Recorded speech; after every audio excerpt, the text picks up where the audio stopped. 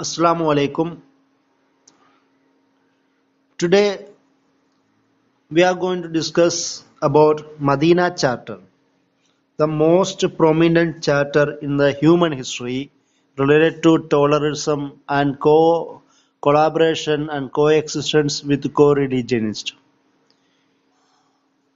This chapter, the Prophet Muhammad started to work on creating peaceful atmosphere after coming to Medina, and he entered into different peace treaties with several tribes from Jewish tribes and some minority of Christian tribes and the mushriks in Medina.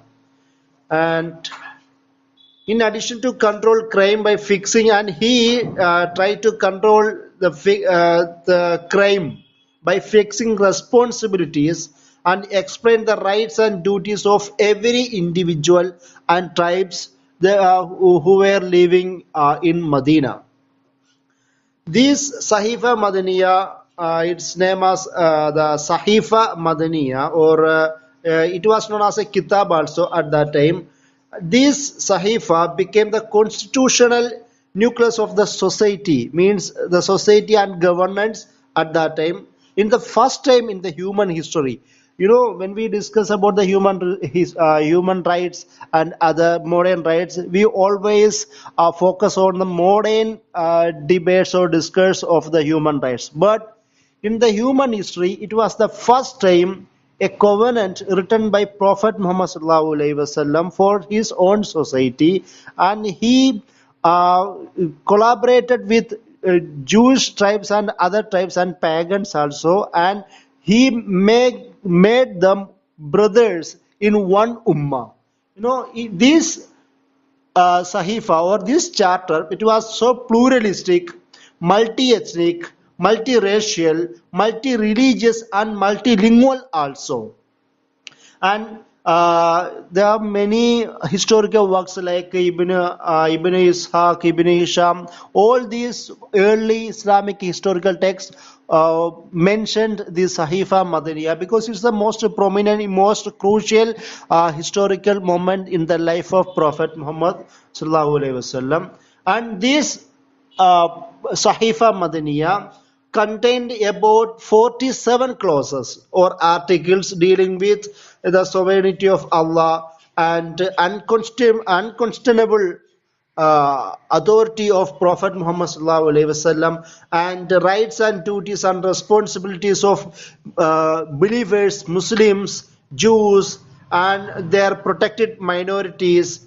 And it was a cover setting of righteous social order and a question of war and peace and sanctity of newly created socio-religious state. It's a state in the sense it was a governance under the law of God of Prophet Muhammad at that time, and it was an attempt to establish a positive law for punishment for the crisis. Means it was a ultimate solution for the crimes and problems that were prevailing at that time in the time of Prophet Muhammad. And this was a book known as a book like Kitab Sahifa Madaniya. This book to operate between believers and Muslims from Muslims from Makkah and Medina. So that is one category, believers or the Muslims or Mu'mins. And second one, the tribes from Yathrib, means the new city of Prophet Muhammad, Madinatul Nabawi. And Prophet Muhammad fraternized all the tribes, means Muslims and these all other tribes of Yathrib, means Medina, in the name of Allah. And he said, you are brothers. Prophet Muhammad brought together these Arabs, Jews, Christians, pagans in this and under this covenant, this Medina charter. It was the first thing he after he came to Medina, and he made this pact to protect the rights of all people under his rule, and he called them as a one ummah. One ummah. Prophet Muhammad prepared a constitution. It was a constitution for his rule in the manner of consultation. It was a first political charter in the human history, and Prophet Muhammad, through this charter, he established the collective responsibility of these nine constituent tribes, because they are most prominent nine tribes in the Medinan area, and he especially emphasizing blood money and ransom payment. If there is any problems rise up, then they have to pay ransom or blood money, because through that situation, that dealing, they could solve the problems at that time. This constitution also established Prophet Muhammad as a mediating authority between these tribes, these groups, because we already discussed about that. When Prophet Muhammad coming to Medina, there were many wars, many conflicts among these tribes. Every tribes were waging war against them. So Prophet Muhammad became a authority or mediator among these tribes, and the Sahifa Madaniya also helped to create solution for these wars and conflicts among these tribes. And documents Prophet Muhammad, the two tribes, one those who followed them and joined them and labored them, they are one community. This is the quotes from the chapter. They are one community, and according to the constitution, identity, actually, this is a vital factor. That is, identity is not based on race or religion. Identity is not based on race or religion, kingship, class, gender, tribal affiliation. It was based on a membership in the ummah. That's because he considered all of them as one ummah. And Prophet Muhammad, to the Jews who follows us belong, he said that if you are a Jew who follows us belong help and equality. He shall not be wronged, nor shall his enemies be aided, as the covenant Medina clearly stipulated that. And Allah said everybody is under Allah's protection. Everybody is under Allah's protection means Prophet Muhammad protection. And he considered Jews are part of this ummah. And I am quoting from the covenant, the Jews are one community with the believers. The Jews have their religion and Muslims have theirs. It means everybody has their own religion. Nobody is compelled to interfere with others, because everybody has their own rights and rights to keep their religion. Rights to live as they want. That was the basic idea of Medina Charter. And there is I have to recite some of the major part from this Medina Charter. The famous historian, Muslim historian, Muhammad Hamidullah, he translated this Medina Charter on the basis of Sirah ibn Hisham, Ibn Ishaq, and Kitabul Amwal of Abu Bayd, and Ibn Kasir al-Bidayah wa Nihaya. On basis of these books, he translated this Medina Charter into English. It is started like this: in the name of God, Bismillah ar-Rahman ar-Rahim. This is a prescript Prophet Muhammad sallallahu alaihi wasallam and Prophet Muhammad sallallahu alaihi wasallam between Muslims, means between the faithful and followers of Islam among Quraysh and the people of Medina, and those who may be under them, and join them and take part in the part of their company. The second clause, they shall constitute a separate political unit. Means political units either ummah means political unit, as distinguished from all other people. The emigrants from Quraysh shall be responsible for their own ward, and they shall pay their blood money in mutual collaboration, and shall secure the release of their own prisoners by paying their ransom from themselves, so that the mutual dealings between the believers be in accordance with the principles of goodness and justice. And Banu Auf shall be responsible for their own wards and shall pay their blood money in mutual collaboration. These all laws go same way, because Prophet Muhammad considered all tribes in Makkah, in Medina, as a equal, and they have to consider this covenant so equally and with respect. And Prophet Muhammad name each and every tribes here from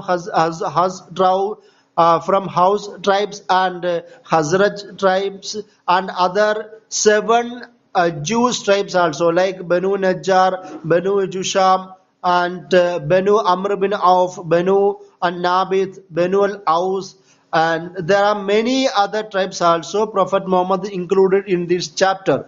And he and in 14th number, and no believer shall kill another believer in retaliation for an unbeliever, nor shall he help unbeliever against believer. Means, if don't kill anybody, because the killing is haram.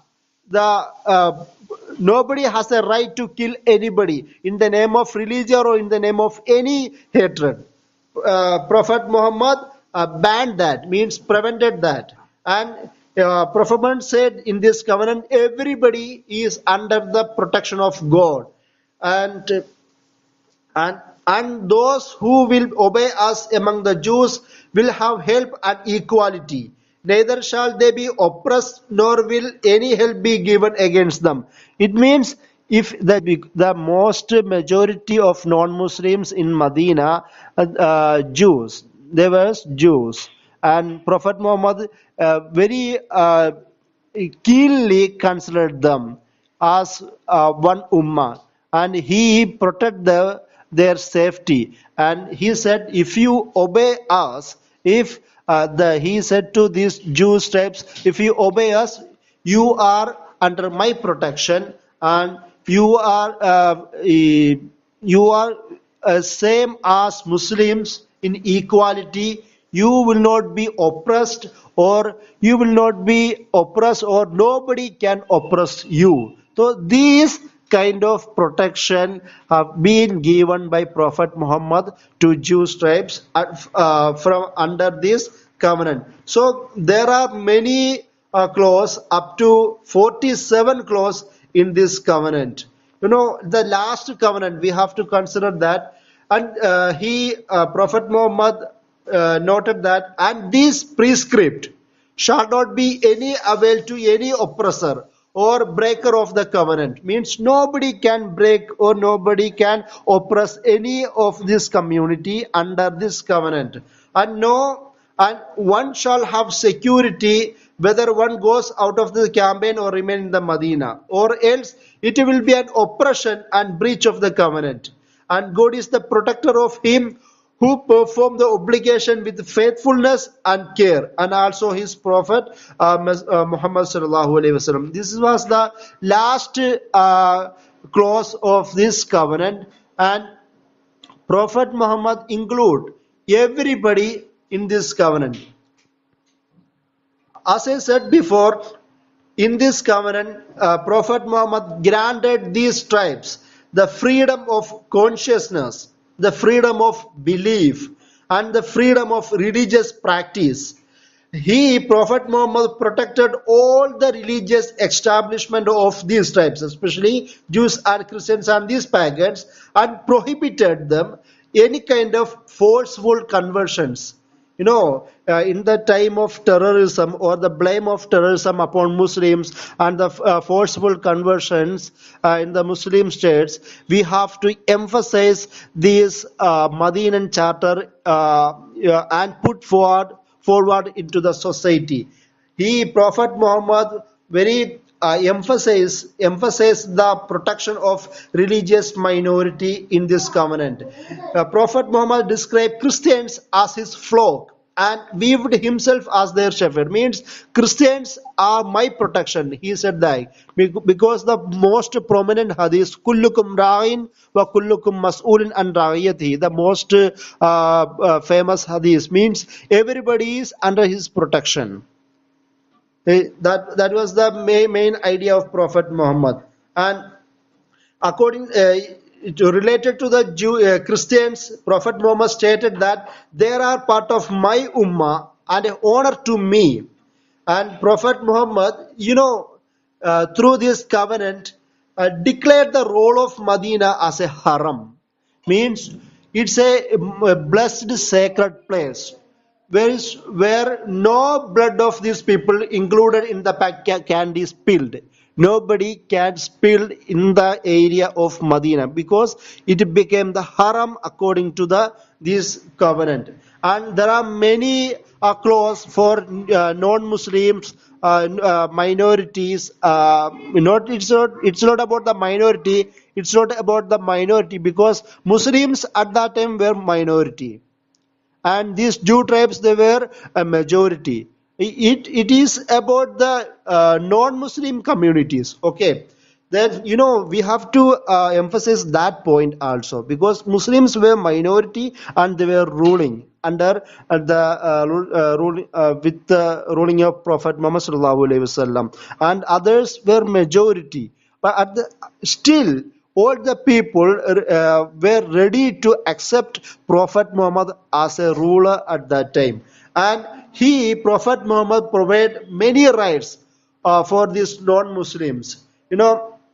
Like security of God is equal for all groups. Everybody has the security and protection of Prophet Muhammad and God. Non-Muslim members have the same political cultural rights as Muslims at that time, and everybody has this autonomy and freedom of their religion and rights to practice there in Makkah in the under Prophet Muhammad according to this covenant. And no Muslims can take up arms against this enemy of nation and share the cost of war. There is to be a treasury between two. And means he said non-Muslims, Prophet Muhammad said that non-Muslims, they are not compelled to participate in the jihad or in the fight against non-Muslims because it was compulsory upon Muslims. It was not compelled or upon non-Muslims at that time because they were freed from these obligations. And non-Muslims are not obliged to take part in this Ghazwa, means the fight against non-Muslims. This Medina Charter also instituted peaceful method of dispute resolutions among these groups living in Medina. And there is a most important things in the lifestyle of Arabia at that time. The tribal power was the most prominent one. They have the supremacy upon these people. The tribes and the sheikh of tribes, the tribal sheikh means the Qabila, and they have their own autonomy, supremacy upon this political atmosphere. But this covenant, negated the idea of supremacy of tribes, and this covenants give the idea of religion, the deen, upon the Qabila, means upon the tribe. This was the most significant idea or significant historical moment of Prophet Muhammad at that time. So from this covenant, there are many ideas have been derived, like idea of fiqhul muwatana, the fiqh of citizenship, or fiqh of constitution, means the jurisprudence of constitutions and jurisprudence of human rights and jurisprudence of the cooperating with non-Muslims, and the jurisprudence of state ideas, state concept, and jurisprudence of the dawla, means the state, and the jurisprudence of the idea of ummah, one community, because Prophet Muhammad considered all these Christian and Jews and pagans are included in one community. So the Medina Charter always been significant and vital in Islamic history and the present scenario also. And this Medina Charter became the source of political interpretation for the all Muslim dynasties, started from the Khilafah, from Khilafatul Rashida to Umayyad and Abbasi and Usmani. And when we trace the history of this religious tolerance, we can see most of the Muslim states, they tolerated their non-Muslim subjects at that time. Because when we discuss about the Usmani Khilafat, we can find there is a millat system of Usmani Khilafat, because millat system means this the ruler, means the Khalifa, he takes one a prominent member from each tribal society or the different ethnicity or religious community, and he is summoned to the darbar, and this man became the representative of this respective community. So all the community have their own representative in the darbar of Usmania Khilafa. The Khalifa gives the verdicts to this man, and he gives this idea to his own community. So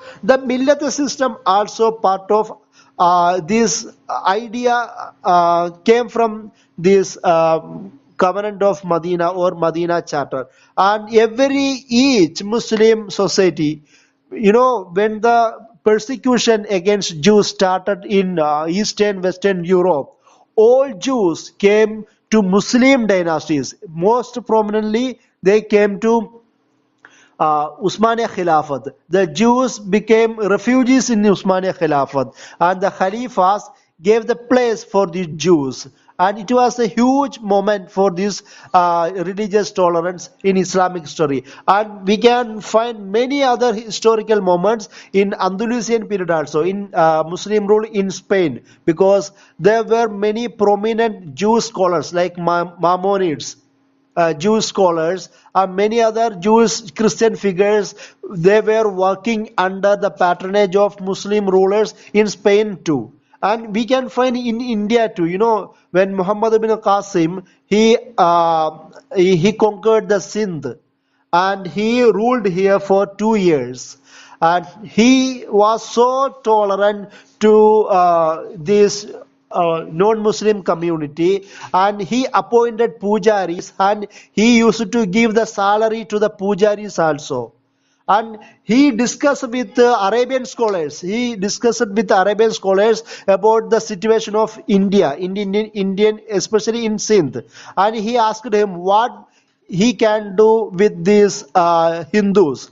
Then the Arabian scholars, they give the fatwa, just deal with them as a shibhe ahle kitab, means likes of ahle kitab, because they have their own Vedas, so they are likes of Ahle Kitab. So Shibhe Ahle Kitab, the term came to existence in the time of Muhammad ibn Qasim in India, in Sindh ruling time. So there are many incidents. All these historical moments are derived from and took inspirations from the Medina Charter, and this Medina Charter became the source of good, complete human rights ideas in Islamic history. Thank you.